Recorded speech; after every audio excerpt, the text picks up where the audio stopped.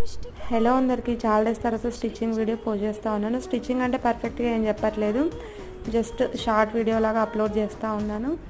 నాకైతే చాలా అంటే చాలా ఇష్టం డ్రెస్ అంటే వీడియోస్ పెట్టడం. కాకపోతే వీడియో తీయడం అదంతా చాలా ఇబ్బంది అవుతుంది స్టిచ్చింగ్ చేసేటప్పుడు. అందుకోసం అని చెప్పి ఇట్లా చిన్న చిన్న క్లిప్స్ అయితే యాడ్ చేస్తూ ఉన్నాను. ఇది వచ్చేసి లైనింగ్ అన్నమాట.